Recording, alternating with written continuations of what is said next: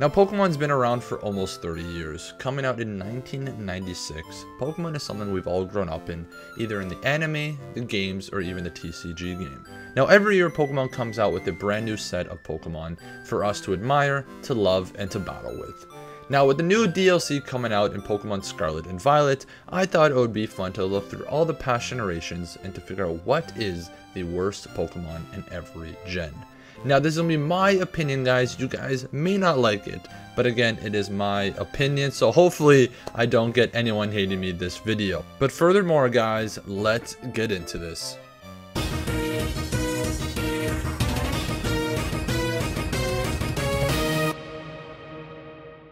Now, before I start this list, I kind of want to tell you guys how I'm going to break down how I decide what makes the Pokemon the worst of its generation. Firstly, I look at its design. Is it really cool? Is it pop out at me? Does it really speak my language? Next, I'm going to look at its stats. Does it have overall use? Are its stats useful? Is it going to be good in battle? Is it going to be outside of battle? So that's also something I'm going to look at. And lastly, obviously, it's going to be my preference of what I feel really is considered the worst Pokemon of its generation. But with that out of the way, let's get into the first one. Now, to start us off is probably going to be the most nostalgic generation to date. And yes, that is Kanto. Now, Kanto holds a very special place in everyone's heart, so hopefully I do not anger anyone with this decision. Now, this decision was not easy by any means, but in the end, there's only one choice to be made, and that is Farfetch'd. Now, Farfetch'd is nothing special to look at. He's basically just a wild duck holding a vegetable in his hand. Furthermore, if you look at his move pool, he does not learn any amazing moves leveling up. Now, you could teach him a TM, but you're better off teaching that TM to a different Pokemon, which will help you beat the game easier. Now, to add to that, his stats are even worse to look at. These are not amazing by any means. At least Galarian Farfetch'd has some spunk to him and learns way better moves leveling up. Oh, did I mention Galarian Farfetch'd also evolves, which the original Farfetch'd does not? Now, the next generation is Generation 2, the beloved sequel to the 151 era. Now, surprisingly, there are a lot of choices to be made, but in the end, I have to go with the most obvious choice, which is Unknown. Now, Unknown can only learn one move, adding to its already weak stat base. It is just a recipe for disaster. Now, my friend did point out that Unknown is mainly used as a collecting Pokemon, which you can try collecting all 28 forms to leave in your PC. Now, my runner-up for this generation was Dunsparce, as I really hate this Pokemon. But just knowing that this little guy could beat Unknown in a Pokemon battle, Unknown just had to be the obvious choice that had to be made. Now we head into my favorite generations, Generation 3. Now, Hoenn holds a very special place in my heart, being one of the first Pokemon games I ever played religiously throughout my childhood. Even though this holds a very special place in my heart, I still have to pick the worst Pokemon in this generation, and it has to go to Elomise. Now, when we talk about useless Pokemon, Elomise takes the cake. In Generation 3, it can barely learn any good moves leveling up. Adding to that, it can only learn one HM, which is Flash, the most useless one. At least its counterpart, Volbeat, can learn Signal Beam, but even so, he isn't any better by any means. Elomise is just a forgettable Pokemon overall, and not going to be remembered for anything useful. Now we head into Generation 4, Sinnoh. Now, looking through all the Pokemon for this generation for this video, there are so many Pokemon that are just loved throughout the world, like Lucario, Togekiss, Garchomp, Magmortar, and even Electivire. There are so many. Though there is one Pokemon that stands out to me to be the biggest mistake Pokemon has made.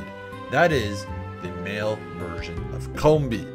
Now, Combee does have an evolution, which is Vespiquen, but can only evolve through being a female Combee, which makes sense in its own way, but doesn't make sense to have a male Combee with such terrible stats and only learning 2 moves leveling up and cannot learn any HM or TM moves. Now, Combee is basically just a useless Pokemon that is just there just to be there. Now, even when you're hunting for a female Combee, you have to be able to find one through all the male Combees throughout the world. So this makes this guy one of the most worst Pokemon in Gen 4. Now when it comes to Generation 5, this is where I feel like Pokemon start to really slip when it comes to their Pokemon designs.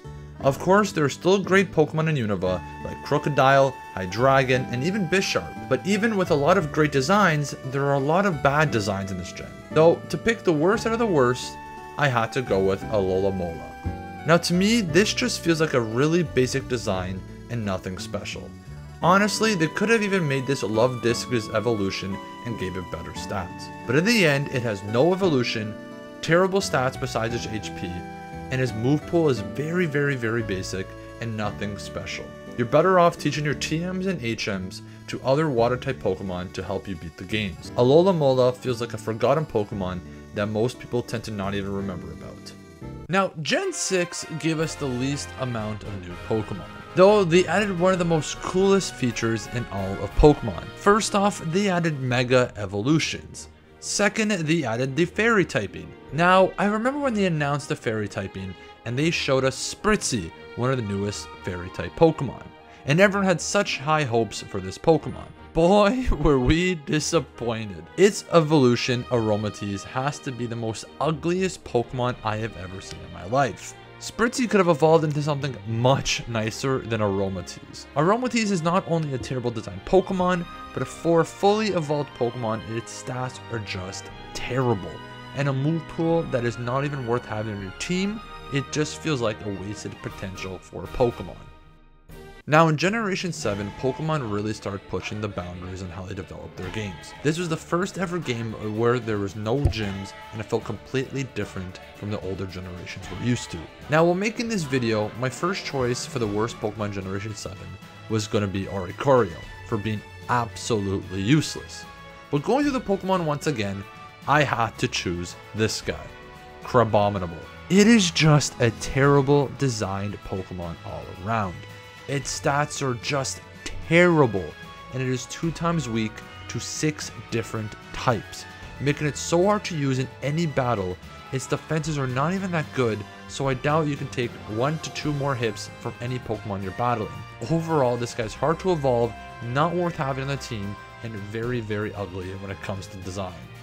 Now we head into the more recent Pokemon games, Generation 8. Now I remember there being so much hype around this game because how much development and time they were put into this. Now Generation 8 did introduce some really cool Pokemon, but it also introduced us to some really bad ones. And when I say the female version of Indeedee is the worst of the worst, I am not exaggerating. Now even though its special defense and special attack aren't that bad, the overall move pool of this Pokemon is lackluster. The male counterpart at least has better speed stats, so it helps balance things out. Now adding a TM pool where you're better off using a better Psychic type, or at least a Pokemon that can learn these moves with better stats. Overall, Indeedee is a Pokemon that no one will remember in future Pokemon games because of its design, stats, move pool, and overall usefulness. Well, we are finally here at the last generation of Pokemon. If you made it this far in the video, make sure to leave a like down below and subscribe if you have not. It would help the channel out so much to help me push out the best content possible for you guys. And make sure if you guys have not joined the Discord to stay in touch with everything going on, the blue button is in the description down below.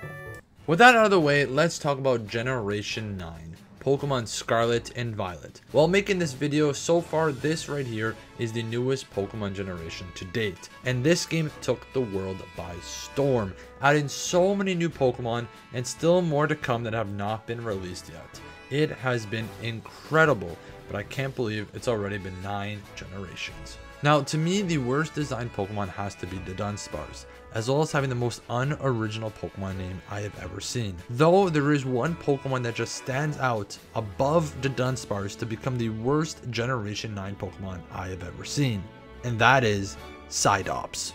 Now I kind of get what they're going for with the design, but this Pokemon has probably the worst stats I've ever seen for a fully evolved Pokemon. I honestly think Fuecoco could take this guy on in a one-on-one battle.